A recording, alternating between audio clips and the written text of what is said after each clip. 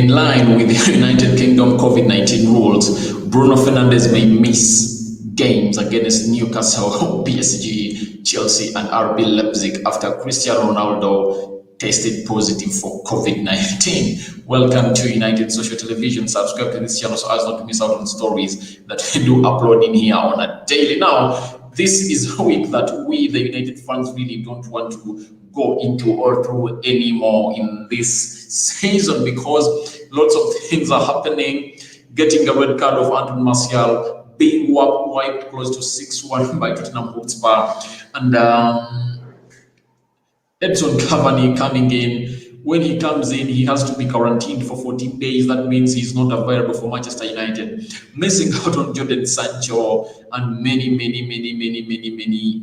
bad things that are into this team, and this is not really good for us with the United fans. And another big blow has come out when a story came out that Cristiano Ronaldo has tested positive for COVID-19. Remember, we are into the international break, and Portugal really is into the same Nations League of Nations. You know, it's conducted by UEFA, and I think they're having some nice games. Remember, they drew against France. It was a 0-0, and after that game, Ronaldo has tested positive for coronavirus. The Portuguese Football Federation said in a statement on Tuesday, that is today. According to the statement, Ronaldo is well.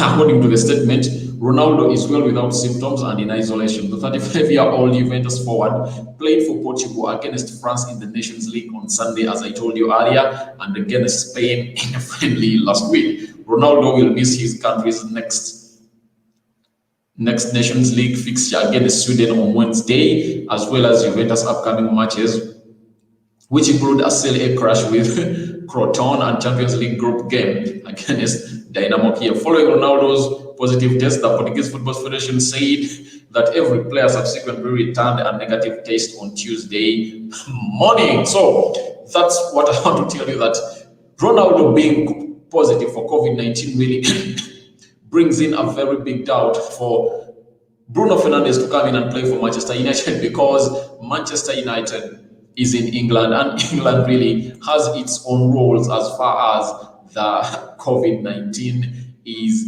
concerned. What do they say? The COVID-19 regulation says that anyone who has been in direct contact with a confirmed case must self-isolate for 2 weeks. However, the rule does not apply to footballers who have been in the athletic bubbles, as Fernandes has. The entire Portugal squad has tested, and the only player that has tested positive for COVID is Cristiano Ronaldo. Very many tests have been run on Bruno Fernandes, and they've come out negative. So guys, we are in a doubt. It's 50-50. We don't know what the UK government is going to decide for Bruno Fernandes, because if at all you are into contact with a person who has had COVID-19, he will go direct into a quarantine for 14 days. It's unlikely that Bruno Fernandes will be forced to sit out the 2 weeks, and he could well feature in Portuguese next game tomorrow night. But Abola, this is one of the blogs or newspapers that are in Portugal. It's called Abola International, which is a Portuguese newspaper that publishes all its news from Lisbon, Portugal. Thank you, Future Wrestling, for watching in. Let me put the link in here because you wanted really to come in and tell me something about United. Now, that's the link. You follow that link. Mr. Future Wrestling Champion, follow that link, and I'll invite you direct onto the video, and you'll come and tell me what you think. But Abiola is a Portuguese publication that does all its work in Lisbon. He came out and said that they speculate that he could be watching United's next 4 games from the comfort of his own couch. Oh my God, that is a very big blow for Manchester United. In light of the protocol carried out by the English government, 10 Portuguese internationals may have to comply with mandatory quarantine after contact with Cristiano Ronaldo infected with COVID-19. Remember, these are the 10 players at Manchester United that are really that are really into they are really into the Premier League that play for Portugal, especially a team known as Wolves. It has close to 10 Portuguese. So they were all called, most of them were called on the international duty, and they went in and have to play for a team known as Portugal. So they have tested negative, but you never know what the UK government is going to come in and say about Bruno Fernandes and these other teammates of Portugal, because we are into a season whereby people are not really ready for such news, because players are being affected by COVID. Remember, Sadio Mane for Liverpool was tested positive for COVID-19. Thiago Alcantara was the first Liverpool player to test for COVID-19. Now, I see someone called FTC in here, and let me call him in and add him to the stream to tell me what he thinks. Hello, FTC. What's Hello. up, bro? What's up? What's up? I'm good. How are you? I'm okay, man. How are you? I'm good. This is future wrestling champion. Yeah. That's me. That's How me. are you? Which country are you from? UK, Scotland. UK. How is UK? It's okay, bro. COVID, because this story is all about COVID. We've been talking of Anton Martial being away, red card, 3 games away. Edson Cavani being away for 14 days because he had to quarantine because of COVID. And now there is a big blow to Manchester United squad because Cristiano Ronaldo has tested positive in the Portuguese national team. And it's rumored that, the UK rules of COVID. It's rumored that the guy is supposed to be out for 14 days and he's going to miss the 4 games. What's your say about this? Um, I mean, let's be honest. Our team's dead. That fridge head Maguire in defense, midfields. Finally, Fernandes is out for a couple of games, so um, we'll see. Martial. Our team's a shambles, and yeah, no point anymore talking about it. Our team's finished, dead. That's all I have to say, honestly, mate. That's all I have to say. Um, there's no excitement with the team anymore, and we'll see. We'll see. I have no hope for the season, though. You have no hope. Yeah, that's really bad. But for me, I'm still hopeful because when I look at Ole Gunnar Solskjaer, I think the good thing at United now is that we have players that can really come in and fit them. That's what I think. Don't you think we have players that even if Bruno is away for 4 games, that can come in and win these games? Even if Anthony Martial is away for 3 Premier League games and Edson Cavani, doesn't United have a squad big enough to come in and win these games? The Newcastle game, PSG, Chelsea, and RB Leipzig. What do you think about our squad as far as these games are concerned? As in, if all the other players are out, doesn't Social have enough players to come into the foots or the big boots of these players? Um, let's be honest. Our second team's absolutely, bad. Um, we don't have any other options, do we? Our second team's not that good. It's been shown last season that our second team was not that good. Now this season, our second team I think's won. I think our second team's undefeated, isn't it? If it is, he's done better than the first team, but I don't trust them honestly. Cavani and um Cavani, Shaw and all that. I mean, it's it's a long way. Let's be honest, a long way from winning a title and everything. And we got Newcastle, then we got PSG. There's no Chelsea and then RB Leipzig. no hope, no hope. Pray, pray. We just have to keep our hands crossed. There is something I'm picking in what you're saying. The fact is, the board of Manchester United really is doing us bad on this. I think we agree on this. Do we agree? Do you think that the board, Ed Woodward, the Glazers, and the others are doing us a disservice at Manchester United? I mean, they're the problem, aren't they? They're the problem. Do you have a problem with Ole Gunnar Solskjaer? No, I'm backing him. I'm backing him. Your team Just only in. yeah, I'm Team Ollie in. I was Team Ollie out. I think it was after the Watford game. I was Ollie out. Then what was it called again? Um, I gave him a chance after. Did I give him a chance after Fernandes? I don't know. But I was Ollie in the middle after we beat City 2-0 last season. Then we had The COVID, what's his after the COVID yeah, break, then we came up and Tottenham. played Tottenham, then Sheffield, then Yeah, I know that. I know that. there But is we Brighton. did well.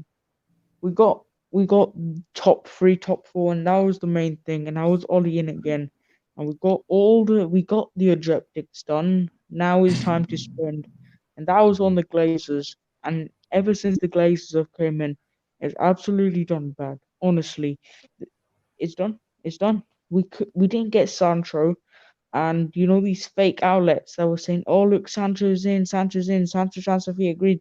It was actually winding me up every day about Jadon Sancho, and it didn't happen. I mean, it's supposed to look. It's a shambles. Everything's a shambles at the moment, and it's not gonna change with his ownership.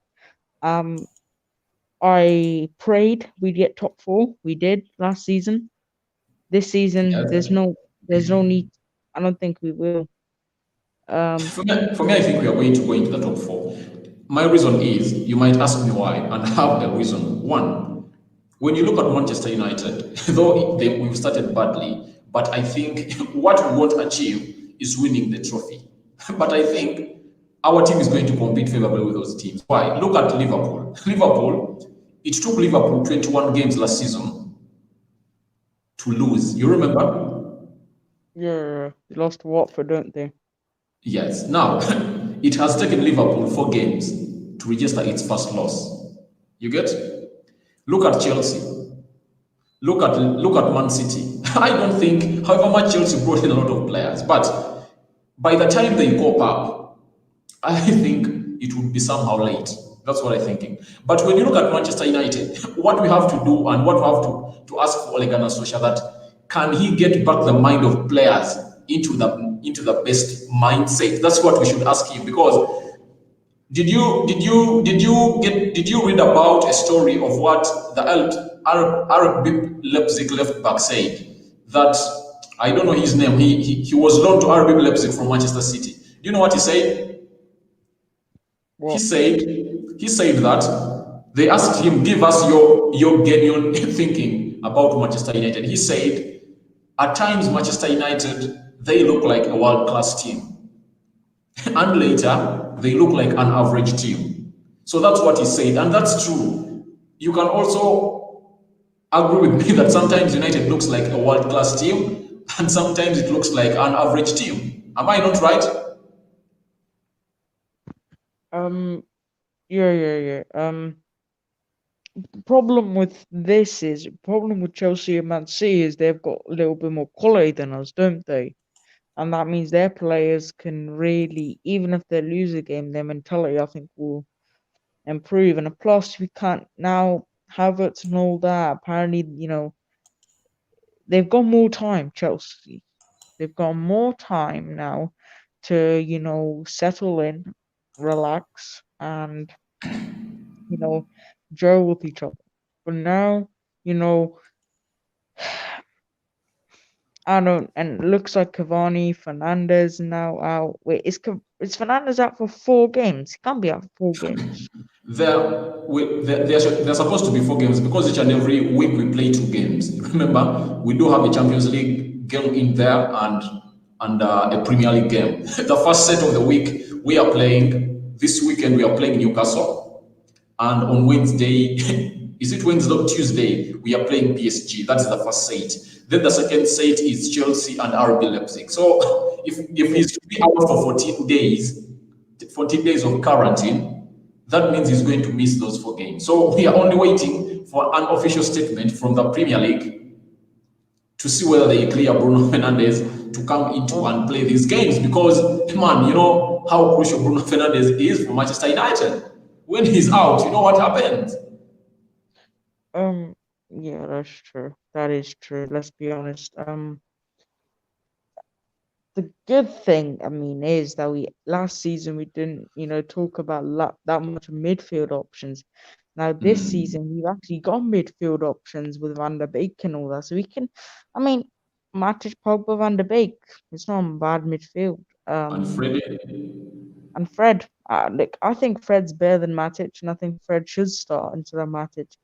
I agree Um, with you. I agree with you too that if at all I was Ole Gunnar Solskjaer, I filled Freddie first. Then after, because Nemanja Matic helps us in two ways.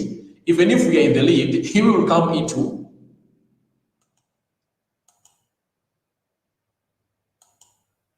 What's wrong with your mic? You're nothing back. right. Nothing right. I'm just. Okay. Whenever you I'll, talk, I'll just mute my mic. yeah. Whenever you Okay. talk. Okay, so I was telling you that Manchester United, I think Nemanja Matic should be on bench such that Freddie comes in. Even if he helps us in two ways, even if we're in the lead, he will come and slow down the pace of the game. Even if they are leading us or we are losing, when Nemanja Matic comes in, he gives us a different dimension of the game because he will control the game past the Pogbas and we know that game is controlled. So I also agree with you that Nemanja Matic should be on bench and Freddie should be starting.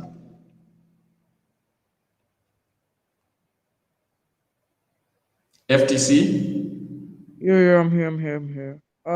I'd like to. I'll make a few points and I'll leave because I think maybe other people will try to come on. But my last couple of points before I'll Let's don't say your last couple of points. Let's keep the conversation going because this is the first time you're coming in here. So let's jazz it all out. It's okay, man. I need to head off anyway. But I will give you this last thing. For Okay. actually, listen, United did not get any signings in. What am I hearing right now? Ollie out, Potchin, Ollie out, Potchin. We get so many of this. It's absolutely ridiculous. And all these fans are also, doing this. They're also saying Potchin. Honestly, it's like the club. I mean,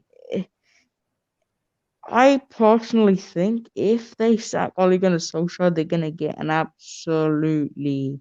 They're gonna get it to them. All these fans, they're not. I don't think they'll be happy with Pochettino. Pochettino is an experienced manager, and I don't need that. We need someone like younger. That's what I would say. Also, this January transfer window about Jadon Sancho. Why would Sancho go in the January transfer window unless Dortmund are at the Champions League? Why would he go there? And look at Dortmund's group. It's easy. Um, it's confusing, mate. Honestly, it's confusing. I'm angry right now. I'm angry with the club. I'm angry with the state. And the next time I hopefully come on, maybe is hopefully when I'm positive. But as for No, now, mate, but let me as before you go off, I think one thing I've noticed about Ole Gunnar Solskjaer, in those moments when you think he's going to be sacked, that's when he comes back big and better. You remember that time when we lost to Burnley? yeah, yeah, yeah, Even before we lost to Burnley, there were those games where I was playing Chelsea, Man City, Tottenham Hotspur. He had like four games and Arsenal was inclusive. Remember that draw against Arsenal? A 1-0, I think, against Tottenham Hotspur at Old Trafford. A 1-0, 2-1. 2-1 against Man City. You remember that? And Yeah, Chelsea, it was a 2-0. You no, it was a 2-0 something. And those four games, they were in line, and United had lost some couple of games. But when they told him that he's leaving and they've given him 6 months, 6 matches, he came out and he won almost all these games. He only got one draw and he stayed. The same applies when you lost to Burnley. You remember what the situation was at United. But I think this international break, Ole Gunnar Solskjaer has made a lot of revision, and I think we are going to come back big and better. I trust. Don't lose hope. But one thing I cannot assure you is United is not going to win the Premier League this season. We cannot win it unless a miracle comes from heaven. But I'm sure we are going to complete. You're going to complete this season among the top four teams in the Premier League. Do you see us finishing top four in the Premier League? I can see us finishing relegation, honestly. No. We can't be relegation. Is Um, that a joke? I mean, our squad. I don't. The squad isn't bad. Last season, I think our squad's better than last season. But the issue is everyone else's team has strengthened. That's the issue. We haven't really. Um, before I let you go, I'll say this: we Mm. will finish. The only we will finish top four is if we win the next couple of games. If we don't, no. As for now, I don't think we will. I don't think we will. I think these players are going to do come in and win these games. I'm sure. I'm sure because we are more than that. So I think you say that was your last beat. I don't want to prolong along with you. I think you are going to stay on the street, Mr. Future Wrestling Champion. Thank you, guys. Do you know that you are the first person, one of the viewers, to do a live session with me here on United States Television? Really, and this will be remembered. You know, we are growing big in numbers. Thank you guys for pushing it. Mate. I'll try to call somebody and I'll try to get them on to your show right now. I'll try to get them on. And you're trying to get the money. Yeah. That will be good. That will be good. Thank you for the love. Thank you for spreading the love. I see you're saying future wrestling champion. That means you are a WWE fan also. Yeah, man. Wrestling fan. Love it. Love You it. like Roman Reigns, Rollins, Finn, My favorite is actually who's my favorite right now? Drew I'll McIntyre, probably say Lashley. Bobby Lashley. Yes. You like him because of his muscular body, but because he does not win a lot. I just saw him win a medal, Did you a watch belt wrestling? recently. Do you watch it? Mm. Oh, never mind. But I'll try to get this person on and continue with your Mm. show. Continue with your show, mate. Continue with your show. It is wonderful. I thank you very much. Thank you for that. I really feel honored to hear such good compliments from you because we do this because of the Manchester United club that we love, that we really see, and we want to see get back in the days of Sir Alex Ferguson, where we guys can win titles each and every season. Each and every season have to be assured of a big title, and our dreams are being ruined by the board because they're not backing the manager. So Bruno Fernandes, that's the news that I do have for Bruno Fernandes, and I think it's really bad. And we wait for what the United Kingdom is going to say about Bruno Fernandes, whether he's going to come in and feature in this game or not, because it's really something bad at Manchester United now. Because Edson Cavani is out, he's only expected to feature into the PSG game, and remember, he might join the rest of Manchester United on Sunday to train for close to 2 days. Then he will board with Manchester United to go to France, to Paris, to play with Paris Saint-Germain. But the good news is that for that game, Anton Martial will be available, and I think he'll lead the line for us. Remember, he's the lad that banged in a lot of goals for Manchester United the previous season. He was our top scorer with 23 goals in the entire games that he played, close to 38 games that were played by Anton Martial. So, Bruno Fernandes, if he's not on, I think it's going to be some other big news, big story, and it's really sad. But as you know, it will be a plus to people who think that United really its dressing room was not in the good times because Bruno Fernandes really backed at his fellow players because of not respecting the United shirt. So, Mr. Future Wrestling Champion, Yeah. What's up, bro? I'm I'm here. I'm ju- I'm trying to ask you something. Hmm. Do you think do you think really that the dress Ole Gunnar Solskjaer is losing the dressing room of Manchester United as it's being portrayed in the news? I don't think so.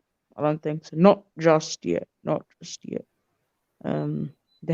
He had their support last year. I think he has their support this year. Next couple of months is key, honestly. True. If they get angry at him in the next couple of months, then they're snakes. But for now, I don't think so. I don't think they're gonna you know what's the word to say it? They're not like how they snaked Mourinho and Van Gaal and all these people. That's what that's Yeah. they've not done that yet. And Yes, if they've they not do yet that, done they're that. gonna get it to them. They're gonna get it to them. True, true, Um, true, true, true. but yeah. I'll head off now. But keep your show going, keep the stream going, and I'll share the link to this to my guy. He also has a United fan channel, and I'm pretty I sure he would it like to come on. it will be good if at all I get to know him such that I can also go to his channel sometimes and I give him my views, because this is how we are going to build these channels. Because there is even someone, are you the one who told me about his old Devil Studio something? Is he the one? I remember one of the streams that we are doing, you mentioned someone that you want to connect me to, that such that we can be exchanging ideas and coming on our lives. Is he the one you're talking about? Wait, what again? Say it again. Say it again. I remember one of the streams that we are doing like 3 days back. You came and told me that you have a person or a United fan who also owns a YouTube a channel, a fan channel, and you would like to me and him you to connect me to that person such that I can go to his channel and he can also come to my channel. I'm sorry, mate. I've not spoken to him. I'm actually trying to ring him, but he doesn't reply yet. I don't know what's the issue. But that's the issue. I'm trying to call him, but I don't. He's not responding just yet. Probably busy, but I'll try to get. There's another fan channel that I know I've also got, and I'll try to get him on as well. It's called Red Devil Weekly. That's his channel. Red Devil Weekly. Oh, I'll be glad to have him here. I'll really be glad to have him here because we are into the story of Bruno Fernandes may miss next 4 games due to COVID-19 regulations because, Oh, all giving him a ring right now. right.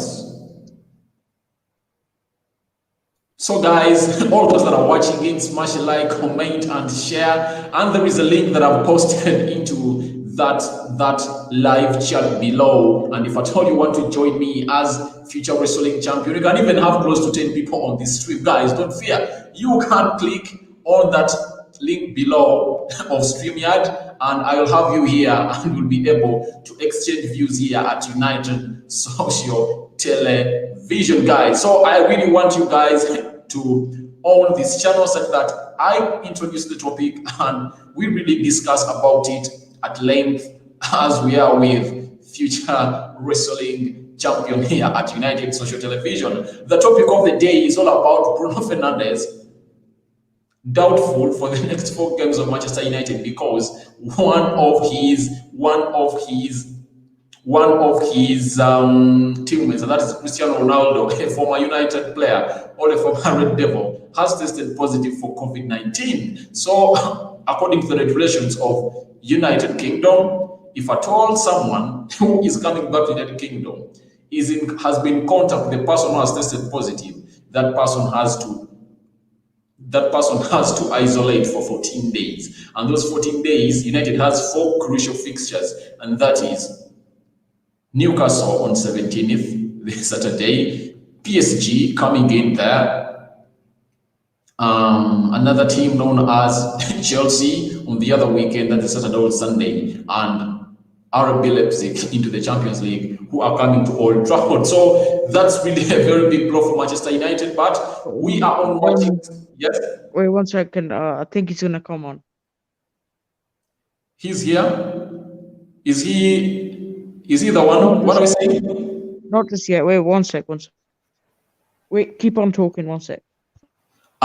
In we have yet get the run. Reddy says talk about Cavani. Cavani is also another big blow to Manchester United because he is really a very good forwardsman from United, new signing, 2 years, but he cannot also feature for Manchester United on Saturday as we take on Newcastle because he had to quarantine for 14 days. Remember, he was in France and that's out of the corridor. All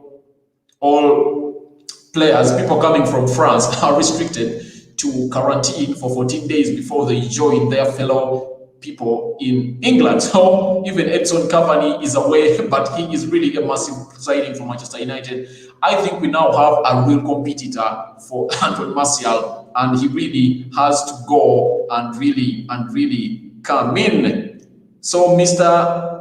Yegatharan Ready, you told me talk about Cavani. That's the recipe is about Cavani. But Cavani is sharing nice videos on Instagram. He's training hardly, and he really wanted to feature into the Tottenham Hotspur game. That shows you how ready he is to play for Manchester United. And Cavani today shared a video on his Instagram while cooking and having some happy time with his family. And I think we guys are into really for this. And Edson Cavani will make his debut for Manchester United as United visits PSG in the Champions League on the 20th of October.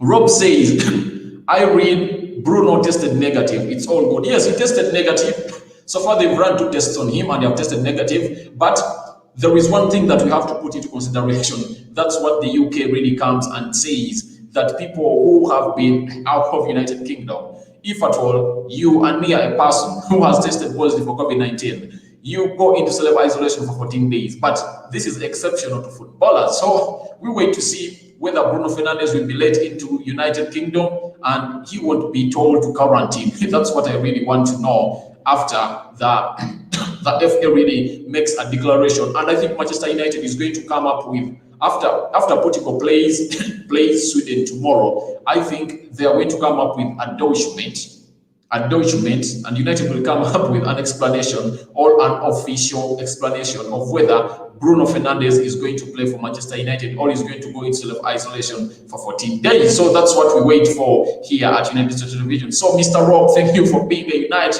United social television fan here. And I think, yes, future wrestling champion? I think I sent already. One sec. Oh, wrong person. Yes? I continue?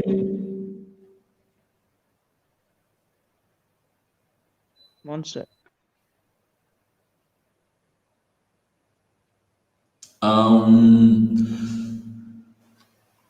Regathan says, do you think we will play against PSG? Ready, you say, is he going to play against PSG? You mean Bruno Fernandes? We are waiting for the official declaration from the English Premier League and Manchester United. If at all they say he's free to join Manchester United after their League of Nations game against Sweden tomorrow, that means we play all the 4 games. He will start off with the Newcastle game, but we are just waiting to see what is really going to come out for Manchester United, because they will have to issue a statement, because Bruno Fernandes is one of the best players we have at Manchester United. So, Crispin Ballo, thank you for watching in. Smash a like, comment, and share. You are saying, what a blow. Yes, it's a real blow if at all the FA fails to confirm that a player known as Bruno Fernandes has to isolate for 14 days. That's really bad for my... Yes, FTC? All right, mate. I'm going to head off now. I've sent him the link, so hopefully he'll come on. I don't know if he will, but I've sent him the link. All right, thank you. All right, mate.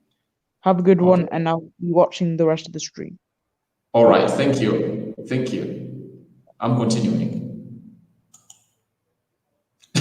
So guys, that has been Future Wrestling for you, and we were here having a very good chat. And if at all you want to join me on the stream, that's the link. You guys can follow and come in, and we discuss issues here at United Social Television.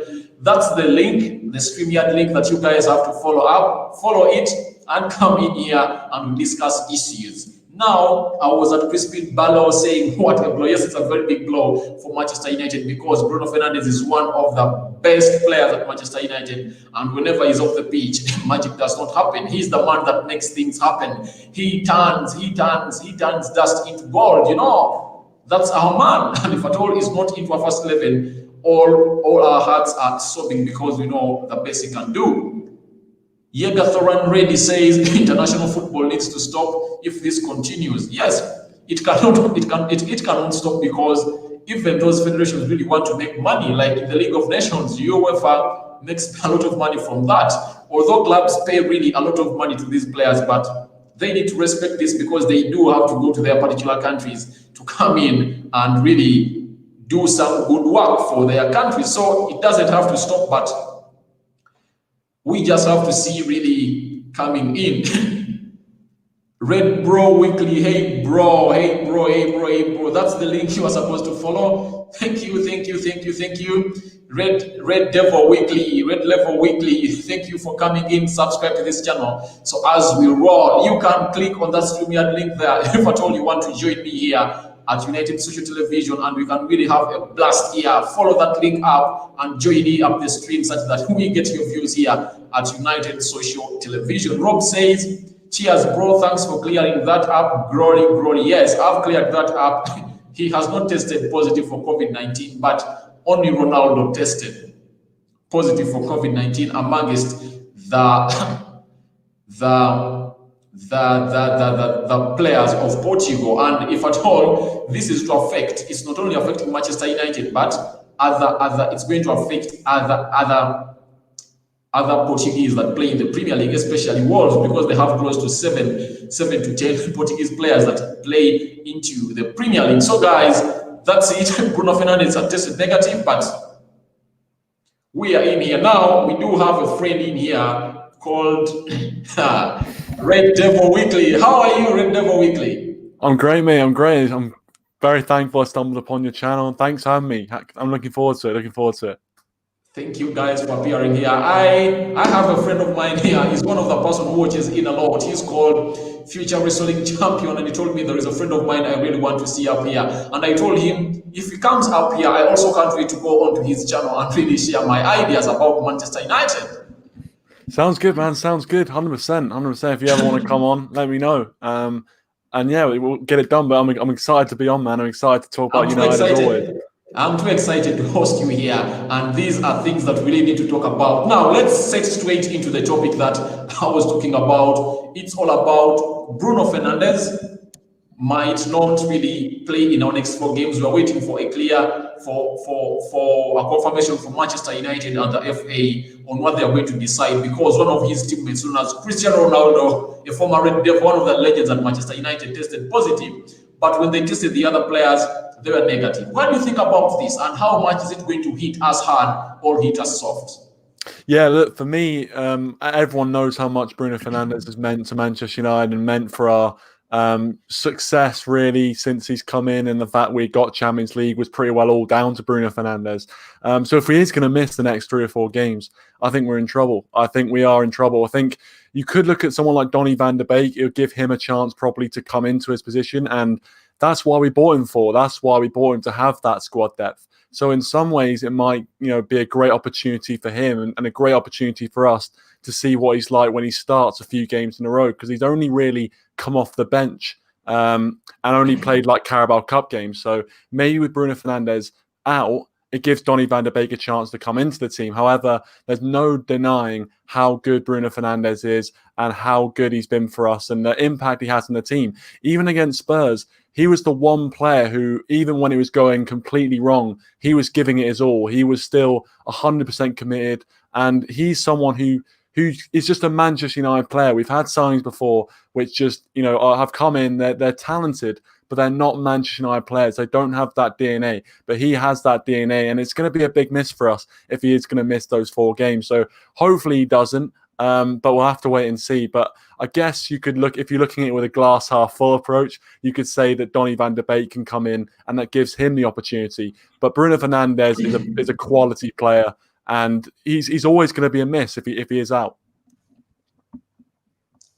So Mr. Future Wrestling says, I'm watching but not messaging, but from now. Okay, thank you for watching it. So Mr. Red Devil Weekly, I've had your view on Bruno Fernandes, and I'm also thinking, how do you think Ole Gunnar Solskjaer is going to go past this? Because he's having our forward, who was our top scorer in the previous season of 2019-2020, and that is Anthony Martial, who banged in 23 goals this season, red carded. He's out for the 3 games. And remember, almost these teams, even the Spurs game, He's one of the Manchester United players that are playing right now who have scored a lot of goals against Tottenham Hotspur. The same applies to Chelsea, and I think Newcastle. He's one of our next 4 fixtures, all our next 4 fixtures in the Premier League, include teams that Antoine Martial has scored a lot of goals to those teams. So Edson Cavani in the Newcastle game is out. Now, and Bruno Fernandes. Now, how do you think Ole Gunnar Solskjaer should handle this situation? Putting in mind that we had really news busting out that in the Tottenham Hotspur during halftime, Bruno Fernandes headed into the dressing room and he really backed at his fellow players and told them that, you guys, this is a United shirt, you should respect it. We are playing for Manchester United. We shouldn't be conceding these goals. And guess who he was uttering those words to? The captain, Harry Maguire. So how do you think Ole Gunnar Solskjaer is going to handle this situation? Not having close to 3 players in his team, yet he's into a time where he really needs them to win because United has lost 2 in 3 Premier League games.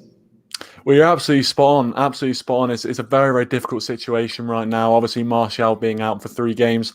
I mean, looking back at that red card as well, it's a silly red card as well, and it's unfortunate we're going to lose a top talent for 3 matches, especially with those 3 matches being against Newcastle, Chelsea, and PSG. 3 very difficult games. As you know, we're not going to miss them for PSG because that's Champions League, but you know what I mean. Very difficult games, as you said.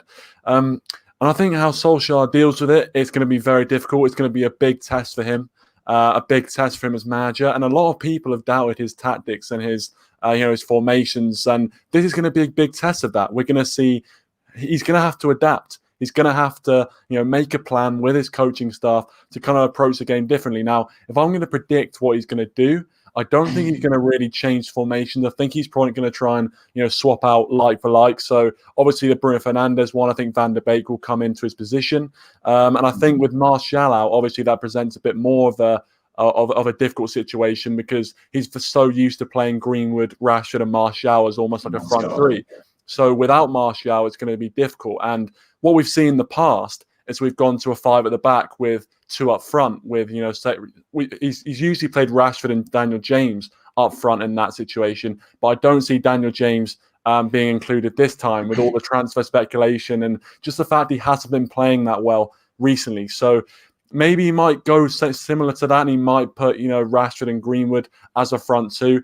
Maybe we'll see Greenwood taking up that number 9 role because let's not forget that when he was in the youth setup, he was playing number 9. He scored 40-odd goals from number 9. So he's not a winger. Even though he can fill in that position, he is a number 9 by trade. And so is Rashford. But I think the way Rashford plays and the fact that he's more, he's got more experience.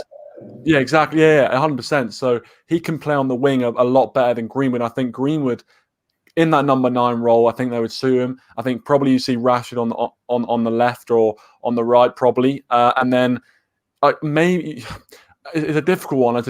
He could go back to Daniel James. He could go to Juan Mata, who actually has been in. I think Juan Mata is going to come in. I think, according to if at all Juan Mata made it to the bench for the game against Tottenham Hotspur because of his display in the other Carabao Cup where we hit Brighton 3-0. The way because he created. I remember the first goal was scored by Scott McTominay, and he's the one the free kick that we got that led to the goal came out of fouling Juan Mata. And I think he made 1 assist and scored 1 goal. And I think it looks like he's in good shape. And I think Ole might give him a chance to start ahead of Daniel James into this game.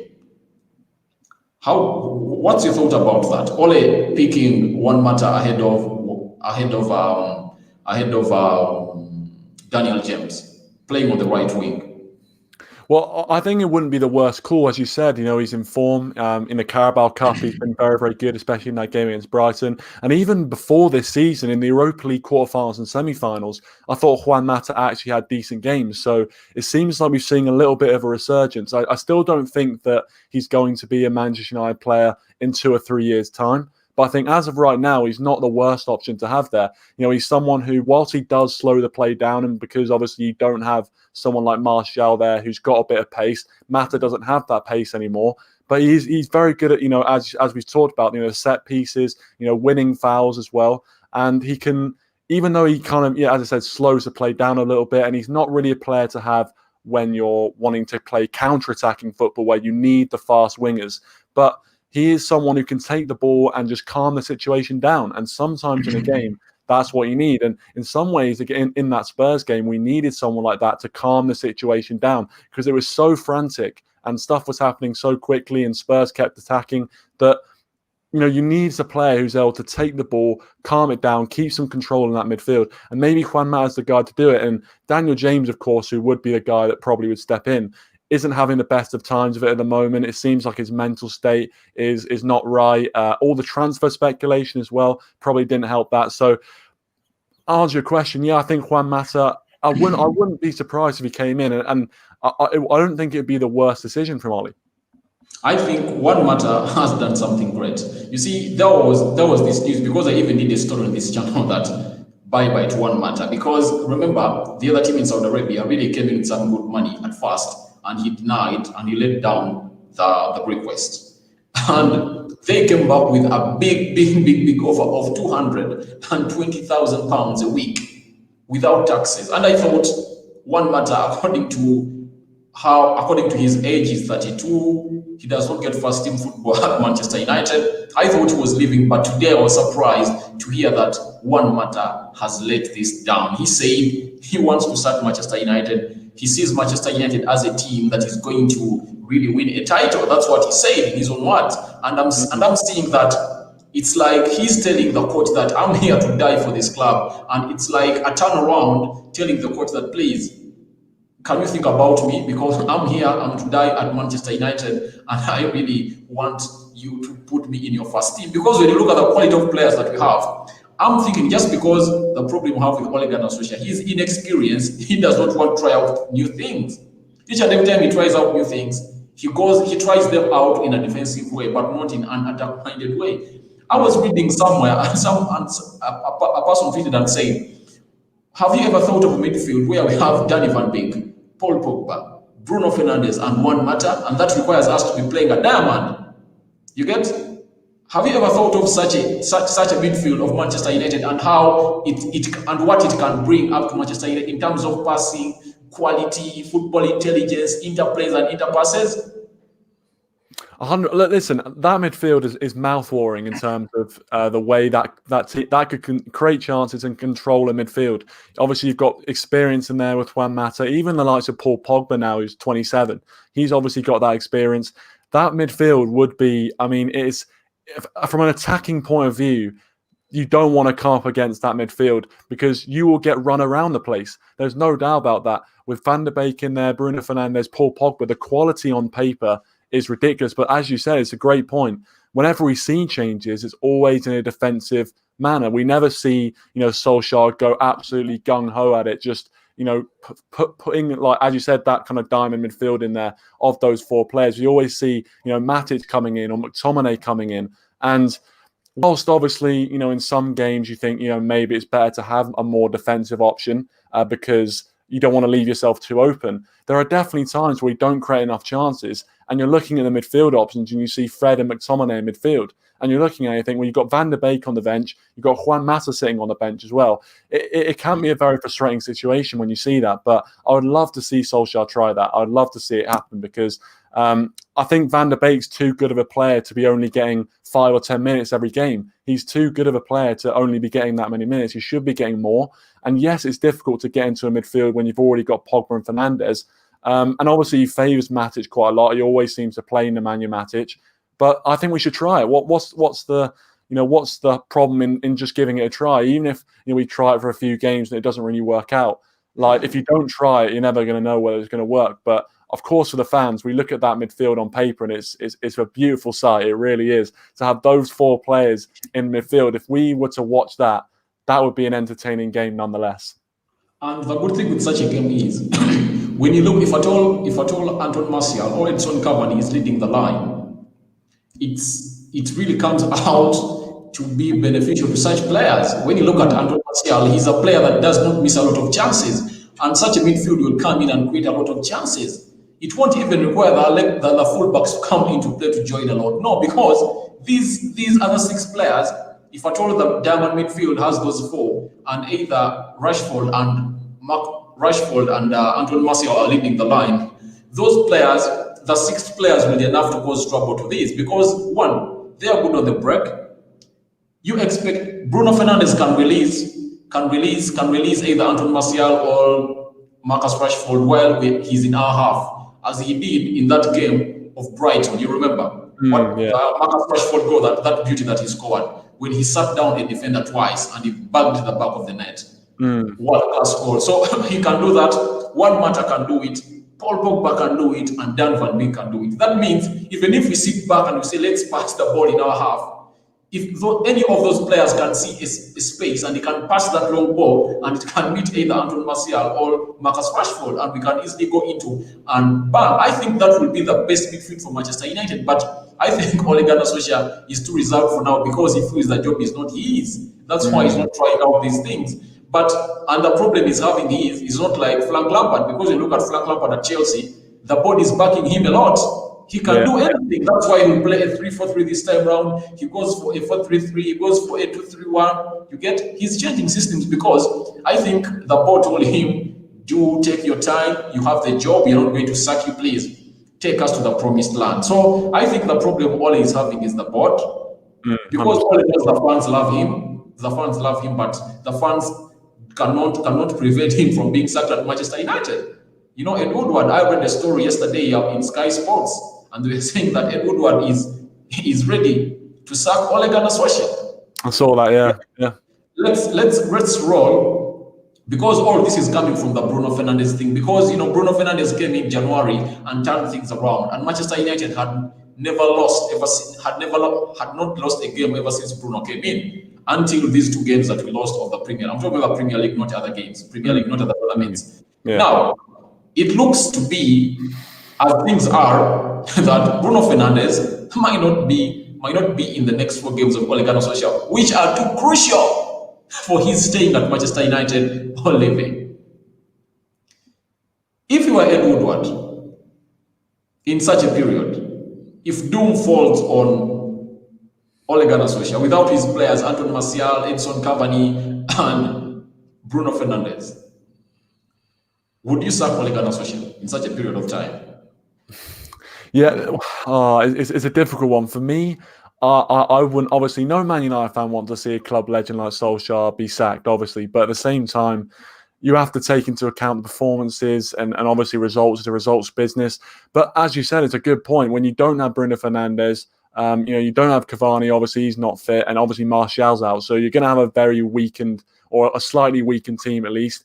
You'd expect us on paper to beat Newcastle, though. You'd say even without those players, we should be able to beat Newcastle. But you look at Chelsea, you look at PSG, Chelsea have been ferociously backed by Roman Abramovich. Frank Lampard's pretty well got everyone that he wanted. And they're looking all right. They're looking decent. They're starting to come together. It's a completely different story in Manchester. It really is. The fact that we ended up on deadline day bringing in about 3 or 4 players, 2 of which are like 18-year-old prodigies who aren't really going to come into the first team. You've got Cavani, who's obviously isolating right now. And it's not... Ahmad Traore, who is coming in January. Yeah. I think Alex Telles is going to do us some good work. 100%, yeah. I think Telles is actually a very, very good signing. I'm not sure if he's going to start against Newcastle. I'm not sure if he's 100% fit or available, but if he is, then I think that'll be a very good addition. In terms of defensively and going forward, it offers us another option. But at the same time, as you said, would I sack Ole Gunnar Solskjaer if we were to lose our next 3 or 4 games?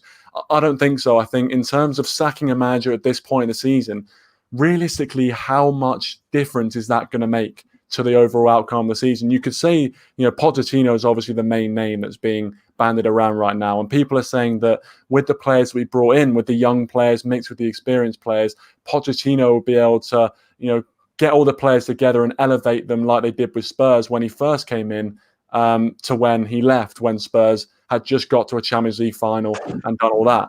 But at the same time, I feel like, as you mentioned, there's a lot of reasons why some of it isn't really Solskjaer's fault and it's more just bad fortune. Now, I'm not saying Solskjaer's the best manager in the world because he clearly isn't. You know, he before he came to Manchester United, he didn't have that much on his resume. But I think with the tools he's been given by the board, he's not doing too bad of a job really with what he's been given. Yes, you probably expect a little bit more, but in terms of the lack of backing and all that sort of stuff that's been going on, I think he hasn't done the worst job in the world. And we have to remember, we're only 3 games into the Premier League season right now. Last season, we only got 4 points from our first 3 games, and it wasn't looking good for us, and we ended up getting 3rd place. So we have to remember we're still very early in the season. So I wouldn't sack him just because we're still very early into the season. But if it's getting towards January, February time and we're way off that top 4, I think the board are going to have to make a decision. I understand what you're saying, but you have hinted of something that fans of Manchester United really want to know, and all should put in their brains. One of the things they should know about Manchester United, when you look at the way we started, the squad we had last season, I think no one saw us finish. No one could even predict that we are going to finish in the top 4. Gets it? Now, my real concern comes in here with other people that are doing such a job we are doing, who think that Manchester United, that has added close to, for me, I consider only 2 signings. That is Alex Telles and Danny Van Beek. If that team that never had those 2 players, that is Dan Van Beek and Alex Telles, managed to come back with just the inclusion of 1 player known as Bruno Fernandes, and we finished 3rd after him playing half of the season, what do you think is going to happen this season when Manchester United really has done some enforcements, those 2 signings?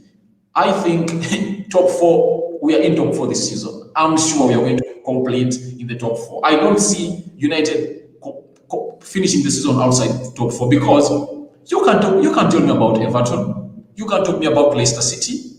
You can't tell me about Arsenal. I'm sorry, it's not an insult because United is far better than those teams. But the problem you're having is what Paul Scholes said in his interview today that had a lot of things. And he told that Manchester United is not a team that should sign players to compete in top 4. United is a team that should sign players to win the Premier League. My contention is all about winning the Premier League, not finishing top 4. Even if we never brought Jadon Sancho, this squad is going to finish top 4, I'm sure. But the problem is we are not at a level of finishing in top 4. We should be winning the Champions League. We should be winning the Premier League.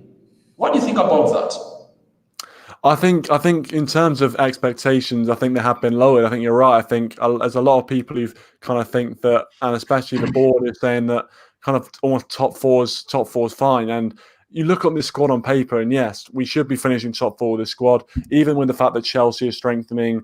You've got other teams that are decent. With the squad, with the money we've spent, we should be finishing 4th. As you said, we brought in Bruno Fernandes, we got 3rd, and we brought in reinforcements now. So we should be getting that top 4. And I admire your optimism there. I admire the fact you think we're going to get top 4, because I think at the start of the season, I was confident. I was confident that we're going to get top 4. But the way we played in these first few games, I don't know, it just unsettled me a little bit. But I'm hoping it's just a blip. I'm hoping we'll come back from that. But I agree that, you know, the idea that we shouldn't be, you know, obviously getting top 4 in the short term is all right, as long as there's clear progression to the overall goal, which is obviously winning Champions Leagues, winning Premier Leagues. Right now, we're not. We're kind of on course for that goal, but it's slow and steady progression. And I always say at the start of the season, more than, you know, when obviously as a Man United fan, we're built on our club's built on winning trophies. The foundation of the club is winning trophies year in, year out.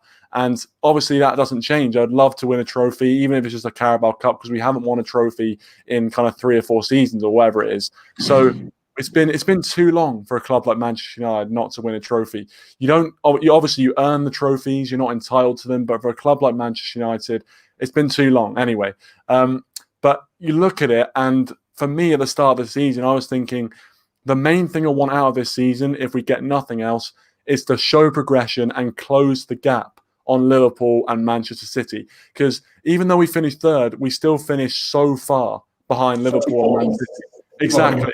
Man City was some 18, 15 points clear from us. That was really bad. Even that thing. Let me even. I'm sorry to Oh, it's cool, man. It's cool. interrupt into your analysis. But remember, even the year that Jose Mourinho finished second, when Man City took the trophy. Do you remember the gap that was in between Manchester United and Man City? Close to 18, 15 points. They were 18, and the reason as to why they went to 15 is because we went to the Etihad. Remember, in the first half, Man City scored 2 goals, and then Paul Pogba came in. I think he scored a brace, and Chris Smalling scored the winner. You remember? So every time we've been second, or we've been the top 4, the difference between United and the team that has taken the trophy, or the top 2, has been very, very, very, very, very ashamed to Manchester United. A club of our caliber, we shouldn't be doing that. So I think you're having a point in what you're saying. Let's go on. Yeah, no, I was just thinking about it. Obviously, as you said, the gap between the top of the top and us has always been, well, since we kind of last won the title, has been just too high. As you said, last season it was about 30 points until Liverpool started kind of faltering towards the end of the season, but it was still a too significant gap. And as I was, I just think that at the start of the season, if nothing else, if we don't win a trophy, which obviously, as I said before, winning trophies is what Man United's about. But if we don't win a trophy, what I think most United fans will want to see out of this season is that progression, and is that, the gap closing between the top teams. If we don't see that, then it's hard to back a process when you're not seeing that progress. And I think one thing that a lot of fans are waking up to is the fact that that progress, not going as fast as we expected to, isn't just down to the manager. We know now it's the board. We see, the board not backing managers properly, which is then inhibiting the team, because if you're not allowing the manager to get the players he wants, how are you expecting him to put them into a system that works and then make the progress? It's not going to happen if you don't back him. So I think people have realised that fact. But yeah, as I was saying, I just think the gap between us and the top team has always been high. And I think that's the main thing I want from this season, really. And if we do get that progression, then I think Ollie will be backed more by the fans. I think if the fans see the progression, then I think they'll take some of the bad results. Because similar to Jurgen Klopp, obviously, I don't want to mention Liverpool, but that they have been fantastic. It's okay. Because the whole thing is, it's like, let me give you an example. It's like in a competition of cooking, and there is a best cook that you have to refer to. So there is no way you can talk about him. So right now, big Liverpool, the big lads, It sounds awkward that after 20 years, when we had sat on Liverpool, now they come up and they're on top of us. But there is nothing, we have to talk about them, because they are the competitors we are competing with. And continue. After that, I was also going to bring in the Liverpool question in comparison with Manchester United. Let's first get done with that, and then I'm going to pose in another question. Well, yeah, listen, I was just going to say that obviously if you look at Jurgen Klopp when he first came in, the Liverpool fans saw the progress, and even though there were a lot of bad results, and there were stuff like them celebrating 2-2 draws at home to West Brom and stuff, obviously now, where they are now is where we want to be, winning Premier Leagues, winning Champions Leagues. And I think fans can get behind a team when they've seen the progress, even if there are some embarrassing defeats along the way. If you can't see a system, can't see a progress, then I think fans find it harder to take those bad results. So if we can start to show progress and show a clear direction in where we're going, and that direction is a positive direction, then I think the fans won't mind a few bad results. Okay. Now, I don't want to feel offended because I'm going to talk about Liverpool, because it's like you don't want to talk about Liverpool. But there is nothing to do, because this is something about statistics. When you look at the number of goals that our front three banged in last season in the Premier League, there are more, or our front three scored more goals than the front three of Liverpool. But Liverpool went ahead to win the trophy. What does that indicate in your mind? What is lacking at Manchester United? Because if at all you have your front three that can bang in the goals, and I'm sure they're going to do the same thing this season. If at all you get in a player like Bruno Fernandes, I know Bruno Fernandes is going to score close to 10, 15 goals in the Premier League, and he's going to have like 15 assists. Now, what's wrong with Manchester United? If at all they banged in those goals, and it was like we're just fighting for our space into the top four. Yet, being with the top three who have scored most of the goals in the Premier League, our space would have been clear, would have been fighting for the trophy, not the position in the top four. Because we reached the D-Day when we are not sure whether we're going to be in the top four. You get? We had to first win against Leicester City, or draw to see to it that we make it the top four. So what's wrong with Manchester United? Because the goals are coming in, but we are fighting for places. Well, it's a good point. I think for me, especially if you look at last season, it's consistency. Last season, the way we started against Chelsea, you win 4-0. Now, if we'd had that consistent sort of performance throughout the season where we were that clinical, we probably would have been up there with Liverpool. You know, to win against Chelsea 4-0 in your opening game should send a statement. Yeah, exactly. But you look at then the games after that. You look at the fact that we drew to Wolves 1-1, lost to Crystal Palace at home. Yep, and it's all about consistency. All about consistency for me. Because if you look at the fact that obviously yes, our forwards scored more goals than Liverpool did. Liverpool's forwards did, but a lot of that was from kind of after the restart. So obviously you had the break because of COVID-19. After the restart, we were magnificent. We were so good, scoring goals, averaging 3 goals a game in the last kind of 7 or 8 games of the season. We got the job done against Leicester, but you have to remember that at one point in the season we started so poorly that we were about 11 points off top 4 at one point, and we managed to claw that back over the course of the season. If we'd started the season well and had the same sort of level of performance that we did after the restart, then we would have been up there with Liverpool. And I think that was the main problem for Manchester United. It has been the main problem for Manchester United since we last won the title. It's that consistency. We always have games, we always have periods in a season where we play really well and we beat the likes of Man City, Chelsea, Arsenal, all these guys, and we can produce miracle performances like we did against PSG. We have that in us. But then the next week we go lose to Huddersfield, or we go draw to Huddersfield, or we lose to one of the relegation teams. So this is the problem with Manchester United. We don't have that consistency, and I think towards the end of the season, after the restart, we had that consistency, and that's why we were able to get into 3rd place. Whereas before that, we didn't have it. We beat Chelsea at Old Trafford, and then we lost at Crystal Palace and drew to Southampton and lost at Newcastle. And unfortunately, those are the sort of results which mean that you're not up there with the title challenges, because Liverpool nearly got to 100 points, didn't they? So that's the sort of level now, especially with the rising quality that we need to be in. So in terms of what the problem is that we're not up there with Liverpool, I think it's just consistency. If we have a consistent level of performance, then we can be up there with Liverpool and we can start to close the gap. But if we don't have that, then unfortunately, Liverpool is going to be ahead of us for quite a while yet. And they'll even equal our record. Oh yeah.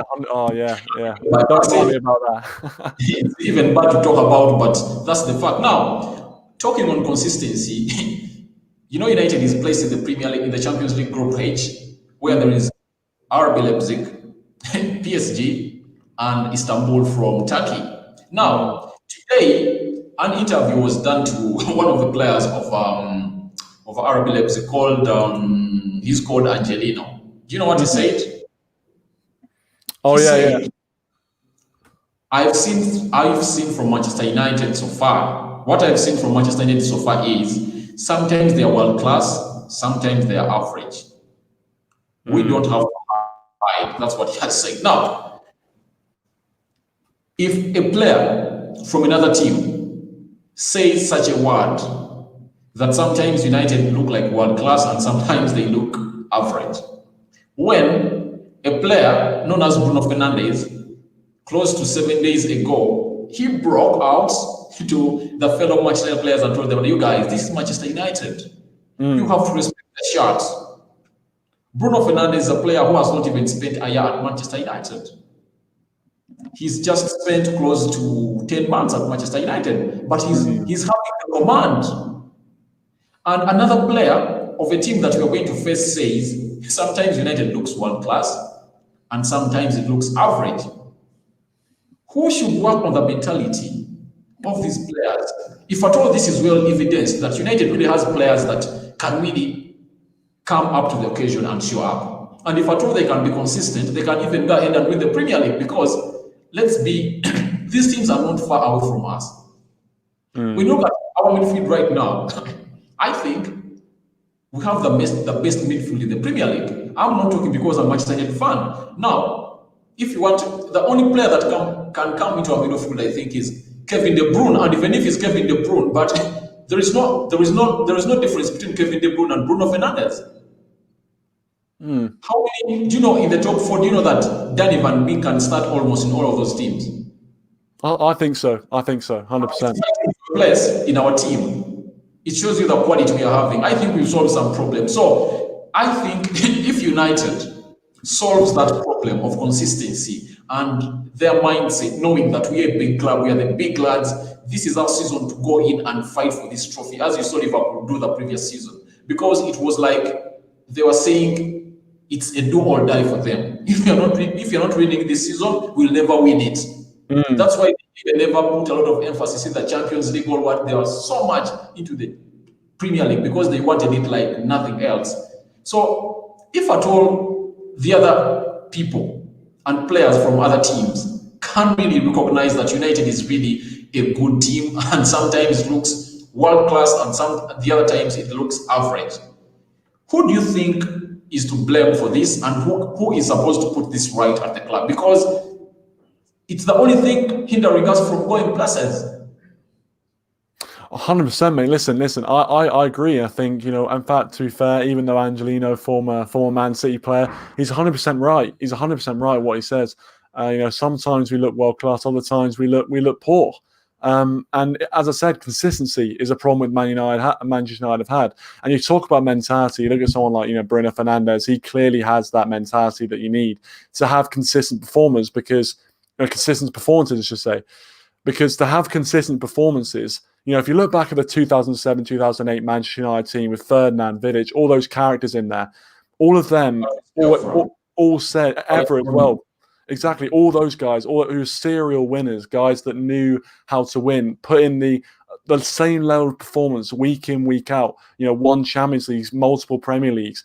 They knew how to win, and consistent performance is the key. And you need mentally strong players. And I'm not sure how many mentally strong players we have at the club right now, because they all used to say whenever they're asked about what's the secret behind the fact they always won so often, it was because when they won a game, they went back into the dressing room and they didn't dwell on it. They said, all right, who's next? Who are we going for next? They always thought about the next game. They always thought about, what we have to do next. And they started preparing almost after the final whistle of the game they've just been playing.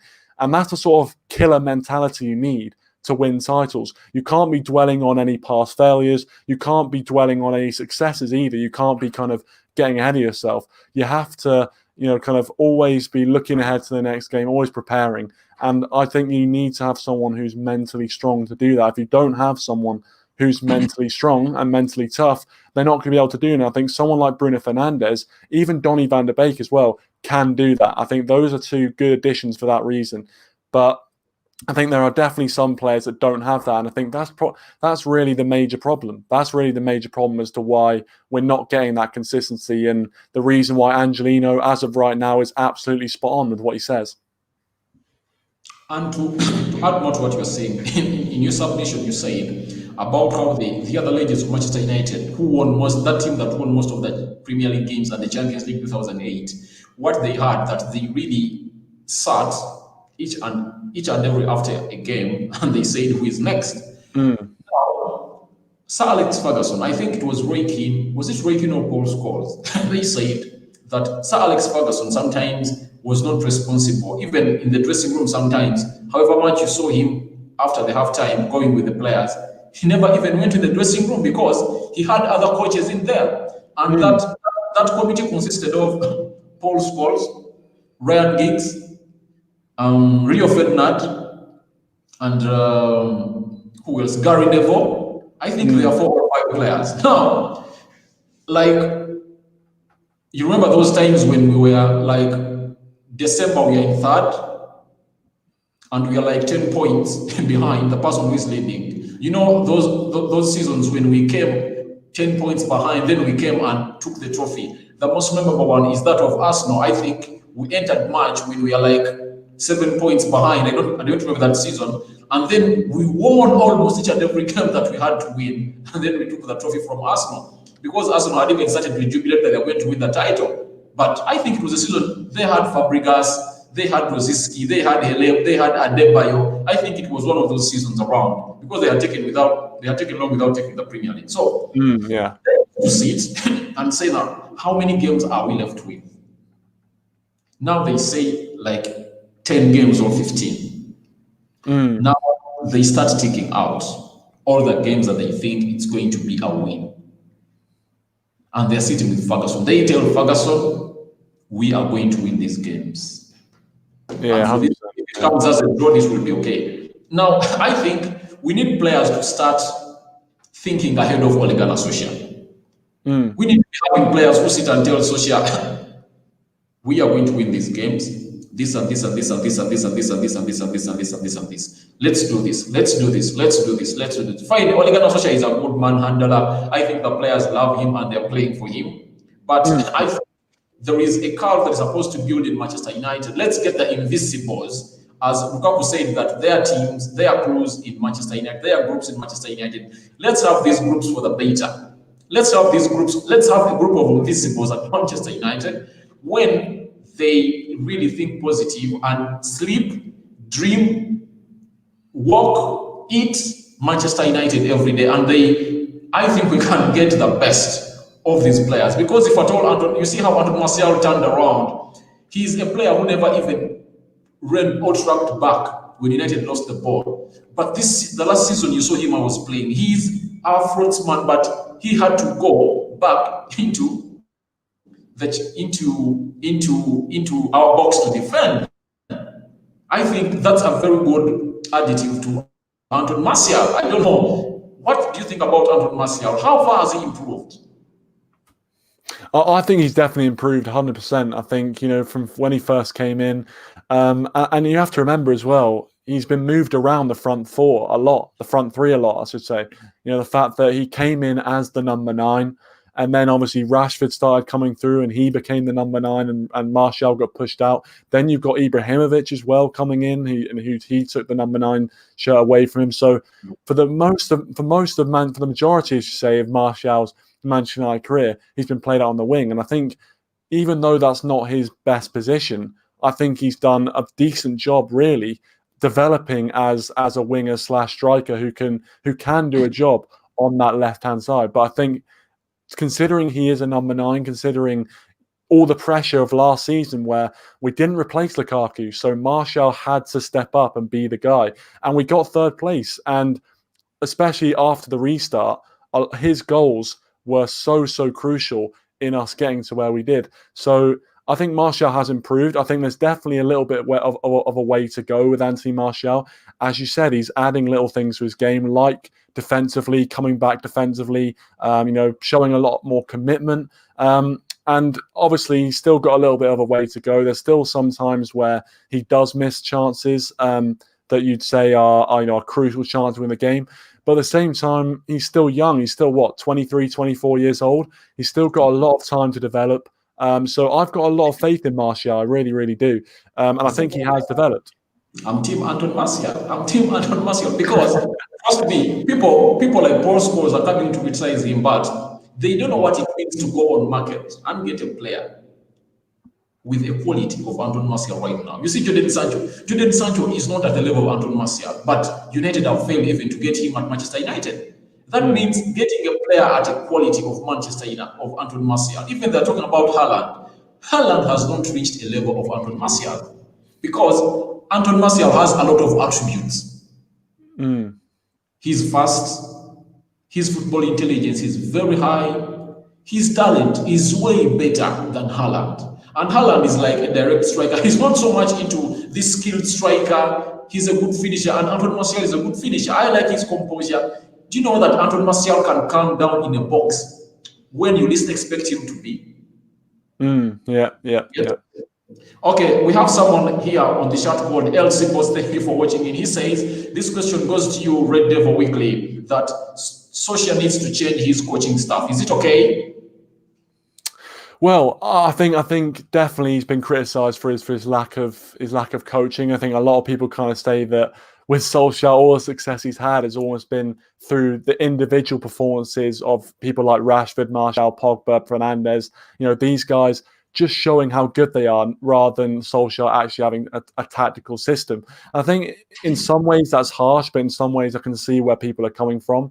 I would say that he isn't the most experienced coach, and as all United fans know, his record before coming to Manchester United wasn't that great. Obviously, he'd been in a relegated Cardiff side. He managed a relegated Cardiff side, even though he'd only really got to manage the last 10 games. And then he managed Mulder, who, even though he had a bit of success with them and finished high in the table, he was only managing in the Norwegian league, so you can't really compare that to the Premier League. But what I would say is that he does have on his coaching, in terms of his coaching staff, he does have some decent coaches there. Mike Phelan, you have to remember, was alongside Sir Alex Ferguson when we were winning trophies. He has that. He has someone like that, Mike Phelan. He's got Kieran McKenna there, who was the under-21s coach or the under-18, one of the under-23s coach, maybe, I'm not sure. But he's seen the likes of Greenwood and Rashford come through, Brandon Williams. He knows what makes these players tick. And I think to answer that guy's question in summary, I guess I would say that yes, I think Solskjaer does need to. I think he needs to improve slightly in terms of his tactics sometimes, substitutions as well, as a lot of times where we're looking for a substitution, he doesn't really have that. But at the same time, you think about the fact that the board haven't really backed him, and you look at the fact that last season we were looking at the bench and we're thinking Daniel James is going to come and save us. Andres Pereira is going to come and save us. No, that's not going to happen. So if I was Solskjaer, it'd be difficult to pick those guys off the bench. But what I would say, I agree with what LC Boss is saying in some ways, that yes, Solskjaer, to be a top manager, you do need to have more tactics that he has. But I have every faith that as he continues to grow into the job and into top flight management, he will get there. He will get his own style. And I think if we back him enough, then I think we will start to see good results. Okay. And my input on that is, I think one thing that we should know as United fans is each and every person, there is a generation grows with its generation. Trust me. And you cannot tell Ole Gunnar Solskjaer to change his coaching staff when those people cannot merge with what he thinks. Trust me, there are very many coaches out there who want to work under Ole Gunnar Solskjaer, work at Manchester United. But trust me, Ole Gunnar Solskjaer is a principal coach, and he has his people that he thinks are going to do him great at Manchester United. For my case, people are talking about Ole Gunnar Solskjaer's tactics, but as you've indicated in your submission earlier, that the board has not backed him enough. As you talked about, we are into the Sevilla game, it's 2-1. Ole made his substitute in the 87th minute. Reason why? He never trusted anyone on the bench. Those people on the bench couldn't do their job. Now just imagine if at all United had Jadon Sancho, or Edson Cavani, or Alex Telles, or Danny Van Beek on the bench. He would have made a substitute for Pogba immediately, like the 75th minute. He would have brought in Edson Cavani and taken off Marcus Rashford because he was having a trash game, such that Anton Martial would go and play off the left wing. He would have taken off Mason Greenwood for Danny Van Beek. But because the coach never had enough players to come in and support and make his system work better, he had to leave in those players. Now, I want each and every person who says that that Ole Gunnar Solskjaer needs to change his coaching staff. Let's give Ole this season. Let's pray hard that COVID does not affect the players he's having. Like the story of Bruno Fernandes that just came in, the red cards of Anton Martial, because you don't expect such a red card to come again at Anton Martial. But there is one positive I saw into that red card. Anton Martial, ever since he came at Manchester United, has been this humble guy. But I think there is fire inside him that is trying to come out. And that's why he's also furious. And if at all Anton Martial was a player of Alex Ferguson, he would have told him that I want to see you do more of that on the pitch, because that means you want the team to win. You get? Yeah, 100%. Such a going through a player like Anton Martial. I was happy however much it costed us, but I now see that no one can bull Anton Martial because each and every person used to bull Anton Martial on the pitch. But now it's hard for him. He now also reacts and says, no, I'm now a big lad at Manchester United. I own a very big responsibility at Manchester United to go in and fight for my team. I cannot be bold anymore. So I think a lot of things are coming at Manchester United. I'm seeing the coach doing his job, and I'm just praying that in January, the board gets some money and brings in like Upper Macano, a central defense, because I think as the team is standing right now, we are only lacking a central defender. What do you think about it?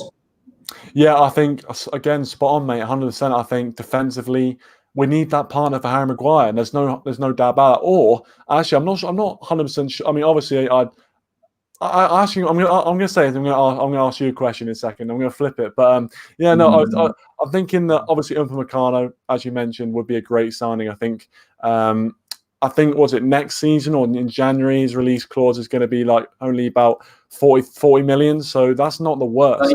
38 million pounds to 40, yes. 38 to 40. 38 to 40.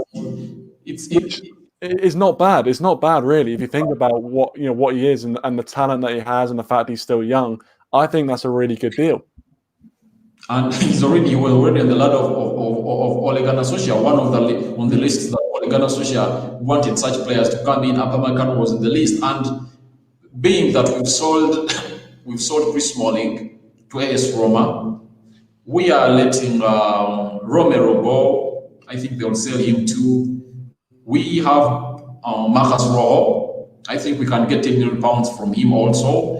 I think we can raise money to bring in a defender like Upamecano at Manchester United because his services are really needed. And you cannot tell me that Ed Woodward doesn't really see this, because I think, as Gary Neville said, that Manchester United needed to sign a centre-back other than any other player at Manchester United, because when you look at Manchester United, we are losing games. Now look at the game of Crystal Palace that we lost 3-1. We lost that game because of a single player known as Victor Lindelof.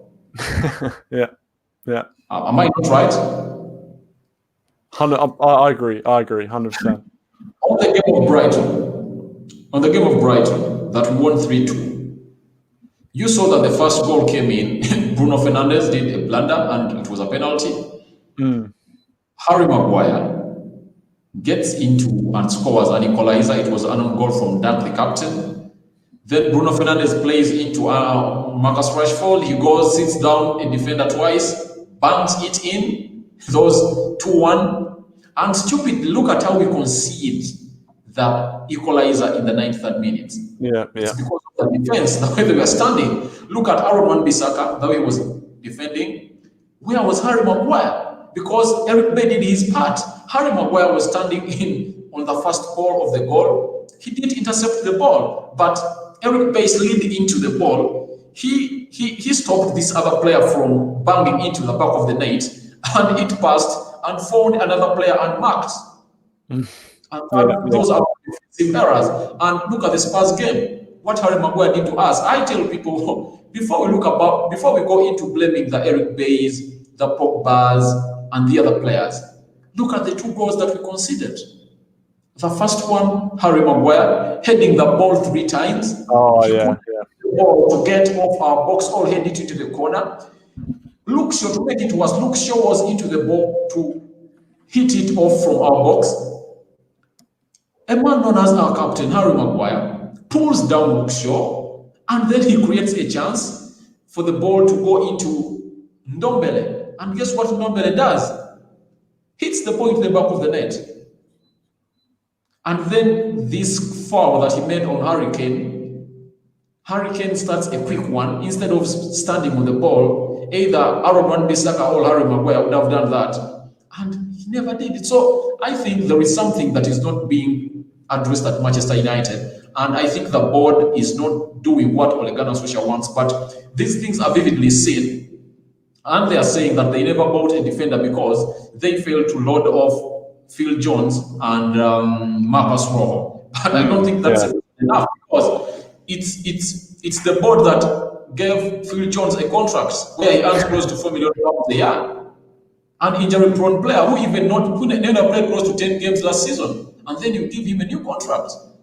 So I think there are a lot of things that we are supposed to address at Manchester United, and I think for my case, I'm backing Ole. I like Ole because he's working in a work situation, because the board has spent a lot of money, close to £800 million ever since Alex Ferguson left. They've spent a lot of money to players that are not mostly needed by the coach, but they are mostly needed by the board because they want to make their signings. So I think Manchester United really has to do certain things to favor the manager, and that's when we are going to get the best. So, Mr. Red Devil, I think this has been long enough. I want you to give me your last submissions to the fans of United Social Television, and good enough, I've found your channel, I've subscribed to your channel. I don't know whether we can even share numbers such that you let me know. I've seen you don't go regularly, but I think I can also come on your stream if at all you communicate to me early enough and we plan.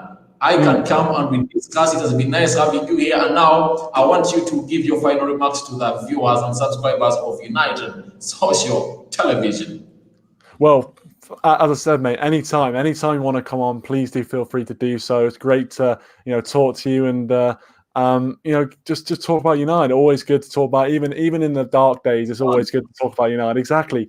So yeah, definitely, I'll get in contact and we can plan and get you on. And 100%, mate, 100%. And thanks for having me on. Really appreciate it. And thanks to everyone who's been watching. And if you do enjoy this conversation, make sure you do leave a like on this guy's channel, subscribe to it as well. Make sure you do, great stuff on here. And I'll be watching from here on out as well. I'm glad that I got introduced to this channel. And yeah, I guess the last thing I'd say is obviously, in terms of Manchester United, I'm backing Ole Gunnar Solskjaer. I think we have to start looking at the board. I think we have to start looking at the board more than managers. We've sacked two. In Louis van Gaal and Mourinho, we've sacked two very, very good managers. If they can't succeed under this board, then I think the manager isn't the problem.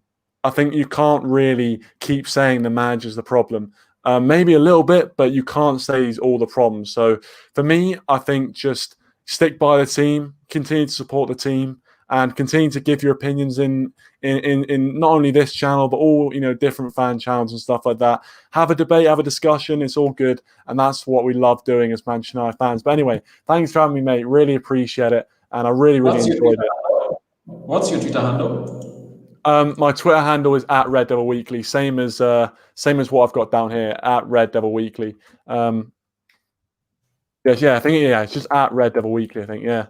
I know have you. Rokan, I've followed you up already, so I think I'll DM you, and I think I'll tweet you and tag you, and then we are going to really have fun here. And Crispin Ballo says, Red Weekly, a big welcome, bro. Crispin Ballo welcomed you to the channel and says, Red Weekly, a big welcome, bro. Thank you, man. Appreciate it, Crispin. Appreciate it. Thank you very much. I loved you, and I think we are going to start doing more of this on this channel, because even, most especially when you are going to the game, I'll always be calling you where the lineups are out, such that we do give people some analysis here. I want to do a brotherhood with you, such that when you need me on your channel, you just tell me, then I come in. Even if you don't need me sometimes when you're live, you'll just be coming. I don't know which app you're using, but if at all you put the link into the live chat below, I'll always be coming in and we dissect United. I want us to see that, these things of talking to one another channel, coming to this channel, really help us to build this channel to a level that we are going to grow big in numbers. We are sharing opportunities, numbers, subscribers, likes, and you've introduced me. The person that introduced me to you is future wrestling champion. He told me I have my lad. He told me that because he asked me what's something new you have on your channel. I told him in the next week I'm going to start inviting you guys live to come in and give in your views directly here on the channel. And he told me that I'll be glad because I have my friend he runs a channel called Red Devil Weekly. I'll always tell him to come in here and you can also go to his side. And that's what he has done today. He kept telling me today that at what time are you going live? I shared the video close to an hour, and I told him that I think it's going to be okay. And after him giving in his views, he came in for you, and you also came in. Thank God, and you really have a nice analysis for Manchester United. You are really informed about United, and I like the direction that you want. If I told all the people here doing the fan channels can really turn our fans that do follow us to a level that Ole Gunnar Solskjaer is not the problem, because the board has done it 2 times. It has sacked Louis van Gaal, a man who had transformed United into a better team, brought in close to 6 players from the academy that we are seeing right now that are doing good. He had brought in signings that are on sports. Jose Mourinho, however much I hated him, but if at all the board had backed him, Jose Mourinho would have done some good work at Manchester United. 100%. And now they want to do the same thing to Ole Gunnar Solskjaer. This is something we should be against. This fire should be blown to the board to not to it that we are more than what they think. They are the problem. It's not them. So, Red Devil Weekly, thank you very much. We are signing, even now I'm signing out. I'm signing out on this channel. This is my last stream today, and I think it has been nice having you here. I've subscribed to your channel. I'll be getting all the notifications. I follow you on Twitter, and we'll exchange contacts later when we tweet. And we exchange contacts, and we'll be talking more. And I think we will do this brotherhood more and more. And I can't wait to come into your channel. Anytime you feel like you need me, I'll be there to come and give my views over Manchester United. So I'm shining out to Crispin Ballorini says, thank you very much. Red Devil Weekly, a big welcome to United Social Television. LC Boss also brought in some love for you. Yegerthran Ready has some love for you. Rob, the same. Future Wrestling Champion is the guy who brought you here. I think he's your person who follows you up. He's really a diehard of you. Thank you, Red Devil. Thank you for being here.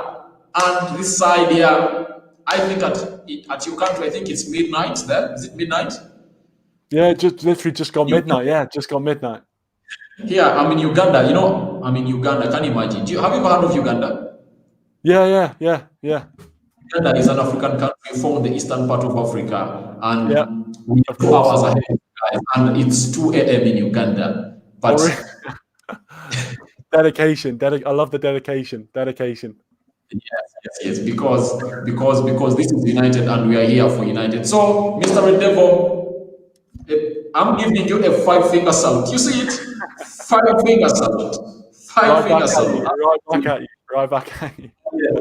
Thank you. I'm out. Okay, bye-bye.